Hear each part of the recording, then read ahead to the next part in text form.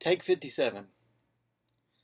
I do not think I will ever be comfortable talking in front of a camera. Give me a blank sheet of paper, I'm happy. Camera, not so much. My name is Randy Smith. I grew up on a tobacco and hog farm in southwest Georgia. My parents, Depression era folks. My mom was actually a sharecropper at different times in her life. My dad was a farmer, went on to work for the U.S. Postal Service in our small town, which provided a measure of security and stability for us. So we weren't completely dependent on whether it rained or not every year. I love being part of the South. I love writing about my experiences growing up, about my brothers and my family, my mother,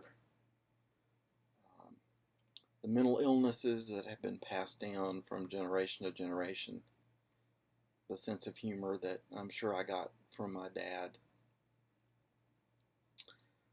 I'm the guy in the Southern Collective Experience photo with the cap on and the pipe, so I decided to bring along my pipe for today's introduction. This is my library. Welcome to my library. Glad to have you here with me. Someday I hope to meet a lot of you, maybe even to read some things for you out of a first book. I've written a lot over the past few years. I direct the creative writing program at Belhaven University in Jackson, Mississippi, a program I founded 14 years ago.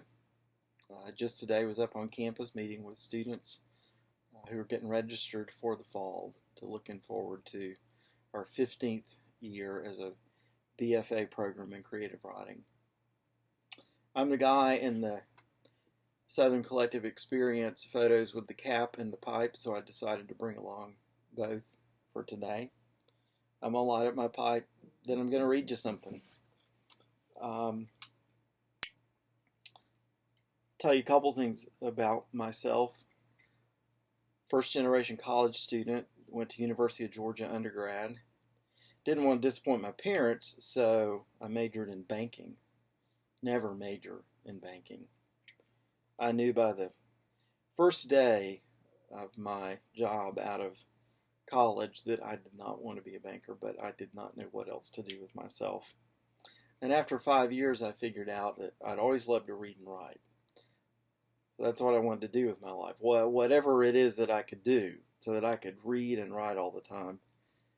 And I found a way to do that, and I'm really, really thankful for that. I can't believe that somebody pays me to read books and get free books in the mail and write poems.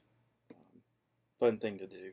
And to help people learn to write better, I really like doing that as well.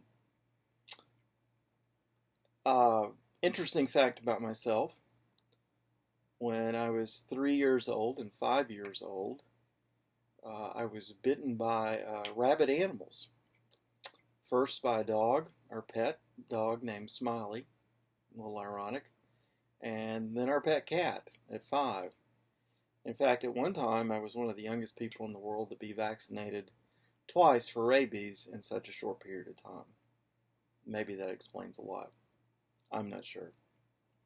Anyway, I'm going to light my pipe, and I'll read you a couple things. Lighting a pipe, first thing you have to do is the charring light. That's not the light that's going to keep it going. The charring light,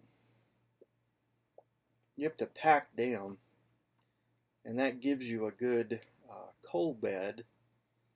We went with some students from Belhaven a few years ago up to Oxford, Mississippi, and went to Faulkner's gravesite. I smoked one of my pipes there. So I think about him every time I light up my pipe. Now, the second light, this is the one, here I'll show you. This is the one that makes the fire bed. And once you get that one going, that's not going to go out. Might have to light it one more time here.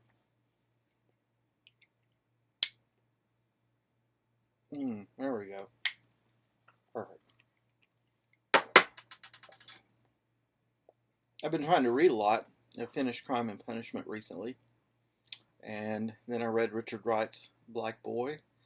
I'm reading, almost done with Viktor Frankl's Man's Search for Meaning. Really good books, all of those. So, anyway, I'm on Twitter, if you want to find me on there. So it's a different incarnation of me. Here's something I wrote that uses some of my tweets. For a while, I used a version of my name, Andre Hatims, for Randy Smith, to kind of disguise myself on Twitter. So this one is called Andre Hatims at Thing Finder. That's thing_finder if you want to find me on Twitter. Once in my spare time, I wrote 30,000 tweets. I'm not proud of this, but frankly, I was in a bad place. Apparently, it was a very long bad place, and I've got the 5-star pro stats to prove it, which, frankly, pisses off my wife every 6 months at $29.99 a pop.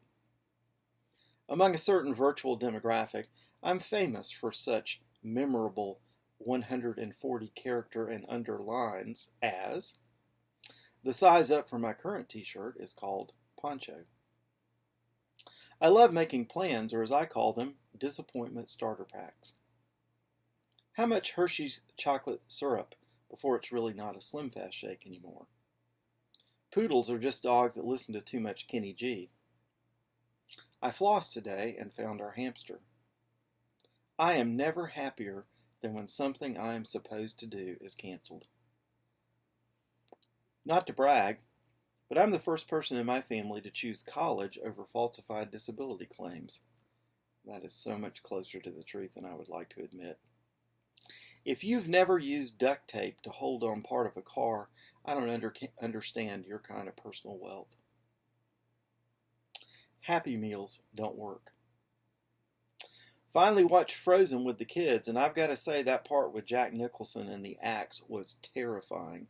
The kids are still not sleeping.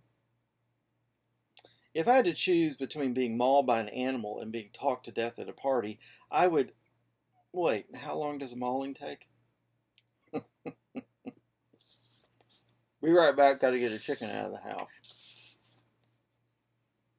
During job interviews, I cite numerous addictions as examples of dedication, organizational ability, and discretion.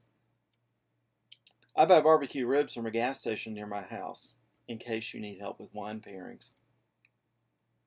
Boy, that old lady in the wheelchair really misjudged the turning radius of my minivan. Velveeta is what happens when Americans get a hold of cheese. I shop at Costco because I want to be outlived by my toiletries. The difference between a hoarder and a collector is shelving.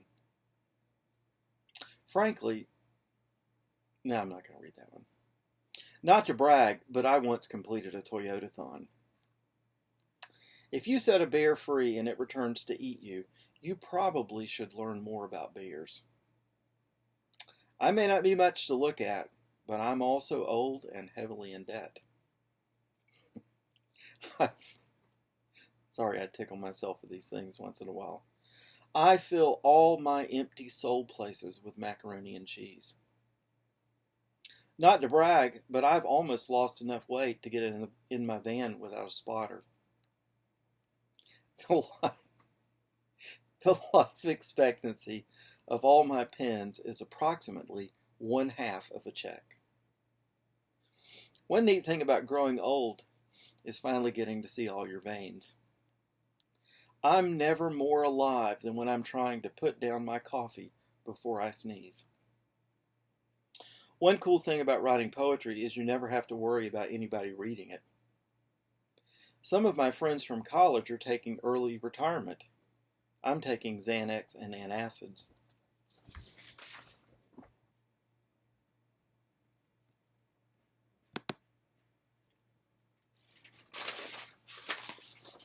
My screensaver came on, sorry. Is anyone else having trouble building their city on rock and roll? If anyone needs a pet, I just ate a noodle off my leg. And then here's this recent gem. I can't even. Broken level. That was a joke. It's okay if you didn't think all these things were funny. I make my kids sit and listen to them sometime. They hate it too. I'm sure you can't even imagine what all this tweeting has done for my marriage, parenting, debt management, and career development. I'm sure you just can't even. Can't even.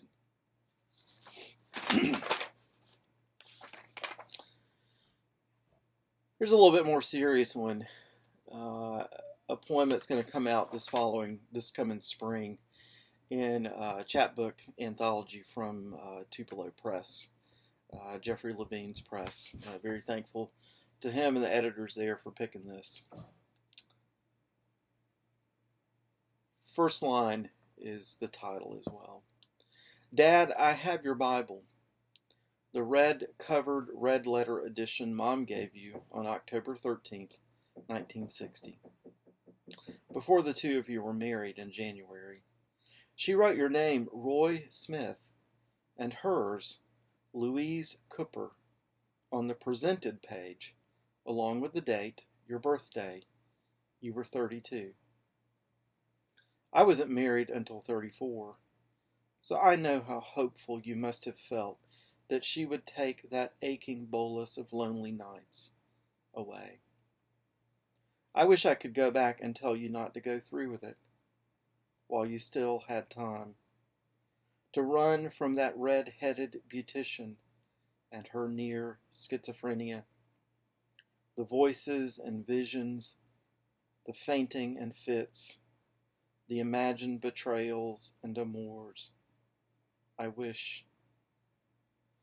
But then I never would have drawn the aardvark, dog, pig, and practiced my capital C's on the delicate watercolor opposite Matthew 3. Christ, arms outstretched, beckoning the lame on litters and healing the sick. Thank you for having me. I'm glad to be here.